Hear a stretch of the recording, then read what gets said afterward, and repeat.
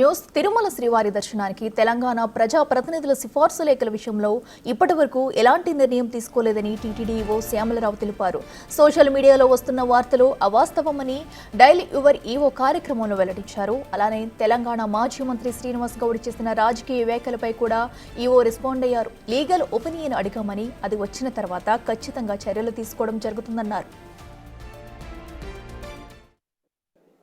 చెప్పాను కదా, నేను అడిగిన వాళ్ళందరికీ ఇప్పుడు చెప్తున్నా కదా, అలాంటిది ఏమి నిర్ణయం ఏమీ లేదు. అందరికీ ఇప్పుడు చెప్తున్నా కదా.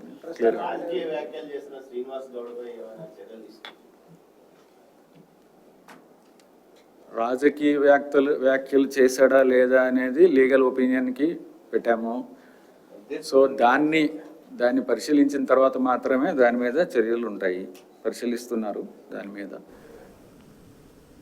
ఇదే అంశానికి సంబంధించి మరింత సమాచారం మా ప్రతినిధి దామోదర్ అందిస్తారు. దామోదర్, గత 2 రోజులుగా ఏదైతే సోషల్ మీడియాలో కానీ ఇతర ప్లాట్ఫామ్స్ మీద కూడా తిరుమల శ్రీవారి దర్శనానికి తెలంగాణ భక్తుల సిఫార్సు లేఖలను పరిశీలిస్తుంది. త్వరలో అది కార్యరూపం దాల్చుతుందనే ఒక వార్తలు వస్తున్న నేపథ్యంలో వాటిని పూర్తిగా టీటీడీ ఈవో శ్యామలరావు ఖండించారు. ముఖ్యంగా ఏదైతే స్వామివారి దర్శనానికి సంబంధించి తెలంగాణ భక్తుల ప్రజాప్రతినిధుల సిఫార్సు లేఖలను 2021లో రద్దు చేయడం జరిగిందని, అప్పటి నుంచి ఇప్పటి వరకు వాటి పునరుద్ధరణ కార్యక్రమం జరగలేదని, ఈ దిశగా ఏదైనా ప్రభుత్వం చర్యలు తీసుకుంటుందేమో ఇప్పటి వరకు తమ వరకు ఎలాంటి ఈ విషయం గురించి దృష్టికి రాలేదని కూడా తెలియజేశారు. ఈ సోషల్ మీడియాలో వచ్చిన వార్తలను ఆయన పూర్తిగా ఖండించిన నేపథ్యం. మరోవైపు ఏదైతే 10 రోజుల క్రితం తెలంగాణ మాజీ మంత్రి శ్రీనివాస్ గౌడ్ తెలంగాణ భక్తుల పట్ల అదేవిధంగా ఇక్కడ రాజకీయ వ్యాఖ్యలు చేసిన నేపథ్యంలో వాటి మీద ఆయన వ్యాఖ్యలను లీగల్ ఒపీనియన్ కి పంపించామని, ఆ తర్వాత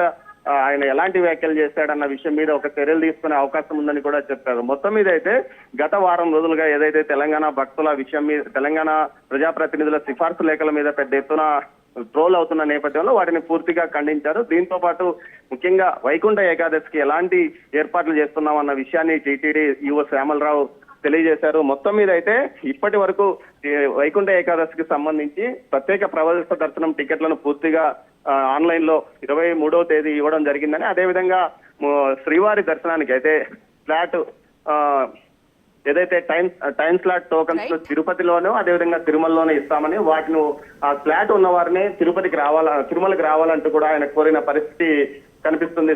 అఖిల. Right Damodar, thank you.